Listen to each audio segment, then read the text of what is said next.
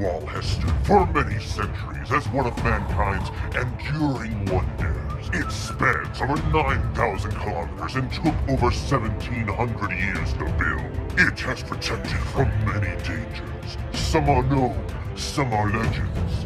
This is one of those legends. Really? You settled on this one?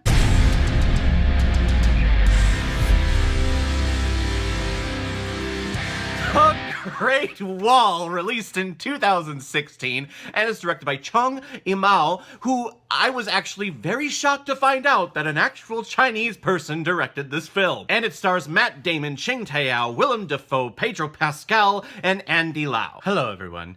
Did you know that the Great Wall was built to keep out this alien race that's bloodthirsty called the Tao Tai for every 60 years?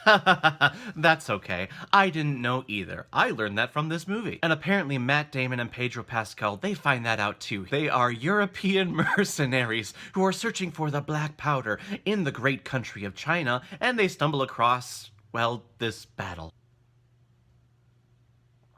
Oh boy. Now, in my defense, I picked this film up during a Black Friday sale. It was very, very cheap, so it was almost stupid for me not to pick it up. It was only like $1. But now that I said that and I've watched this movie, that was a very stupid decision. Where to start with this thing? I guess I can start with the fact that I watched this film a couple of days ago and I'm finally getting around to recording it.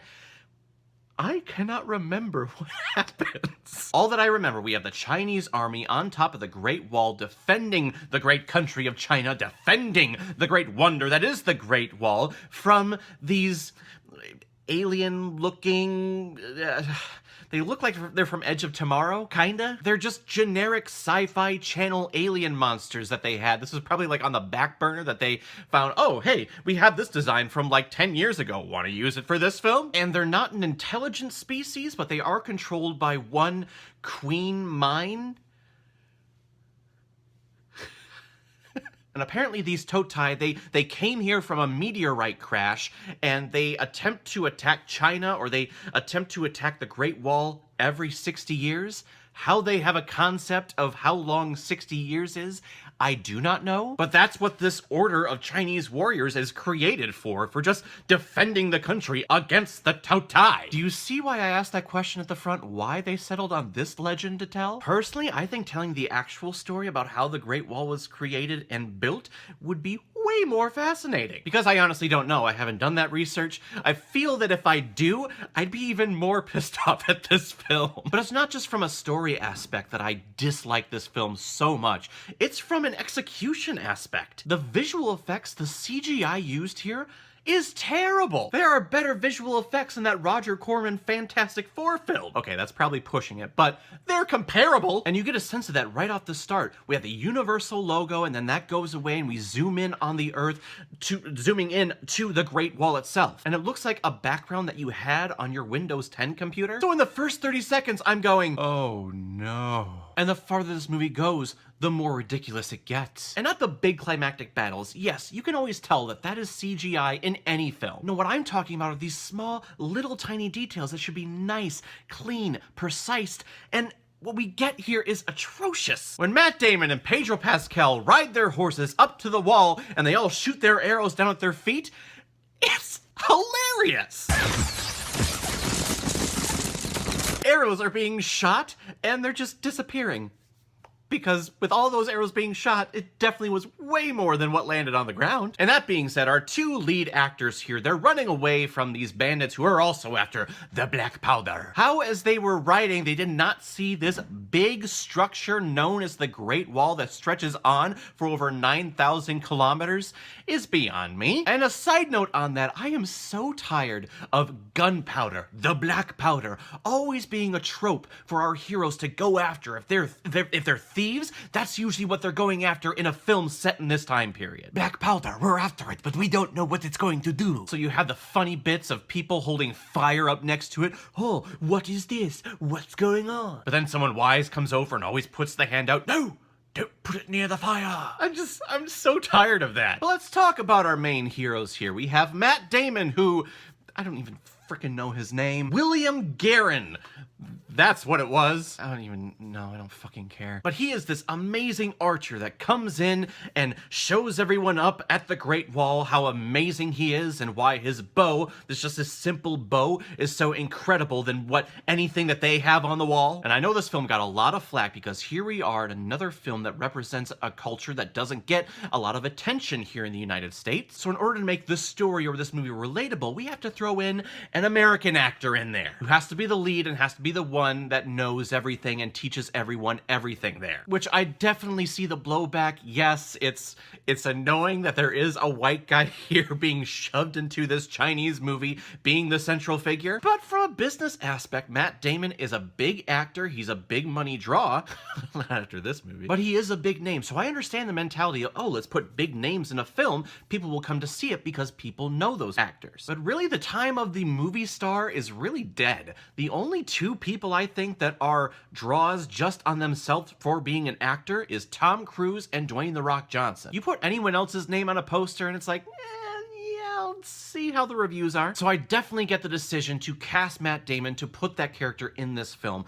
This film, though, suffers from its directing. The action scenes that we get in here are sometimes very innovative, and it's actually at some points beautiful because this order of Chinese warriors are split up into 5 different groups. We have the hand-to-hand combat specialists, we have the spear holders, we have the archers, we have these women who are like cranes. They jump down on these ropes, these bungee cords, and they stab Tao Tai that are trying to jump up onto the wall. Those were actually pretty cool scenes. But in terms of story, in terms of character development or caring as to why this is happening and who these people are, there is none of that here. Everything is just surface level. I am a thief. I am a warrior.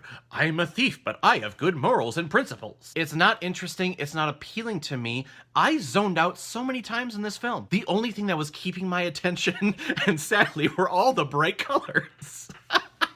Because of this Chinese order, every different section of this order is in some different type of costuming armor. And I think those look really cool. It's really beautiful and really stunning to see on screen. They look like Ninja Power Rangers. Like, better than the actual Ninja Power Rangers that we got back in the 90s. Deep cut for any Power Ranger fans out there. Go, go, Power Rangers! But beside that, nothing about this film, nothing about these characters, this story, this villain kept me interested. And another thing that boggles my mind is this film cost $150 to make. That is not including advertising. Where is that money? I do not see it on the screen. It was a major box office bomb. It cost the studio millions and millions of dollars.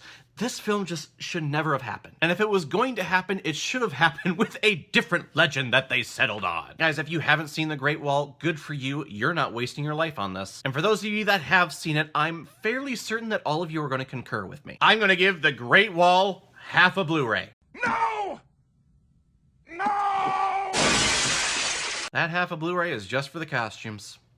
That is it. Alright everyone, now comes my favorite part in my video where I pick which movie I'm going to be watching next, and my next video comes as a recommendation from the Owl Reviewer, someone who is very active on my comment section and my social media. He's one of the few that actually communicates with me via Twitter, so thank you very much, Owl Reviewer. You recommended On the Waterfront. I haven't seen a Marlon Brando film in a very long time. And I've actually never seen On the Waterfront, so I am very happy you recommended this because I have been dying to watch it. I actually found it very cheap a couple of months ago and just been kind of sitting here. From basic knowledge, I know that he was a boxer, right? I think this is a boxing movie. It's probably not, but I know this film won Best Picture at the Oscars the year it came out, and I know that on a lot of top 100 greatest films of all time lists, this one is somewhere in there. So I am very excited to check it out. A nice black and white picture. I'm sure it's going to be a lot of dialogue heavy and a lot of orchestral music that I'm really going to enjoy, so thank you very much, the Owl Reviewer. If any of you have recommendations of films that you want me to review on here, please leave your comment below this video, or go to my Facebook page, my Instagram, or my Twitter. Leave your recommendations there. If I have access to it, I will watch it, review it, and give you a shout out here on the channel. And don't forget, we are getting ever so closer to 1,000 subscribers, and if we hit that mark this year, I'm going to watch Arachnophobia for you, a film that I never want to see again because it houses a thing that I never want to see on screen or live and in person, but I'm willing to torture myself for your enjoyment. Please tell your friends, tell your family, have them head over to Caleb Watches Movies, hit that subscribe button, and we'll see if I get to torture myself later this year. So everyone, have you seen The Great Wall? Hopefully you haven't, but if you have, please leave your comment below, tell me what you thought about it. And again, be sure to hit that subscribe button so you know the next time I'm posting my next movie review. So everyone, I will see you next time with my review of On the Waterfront, so in the meantime, be well, be good to each other, and go watch a movie. Take care, guys.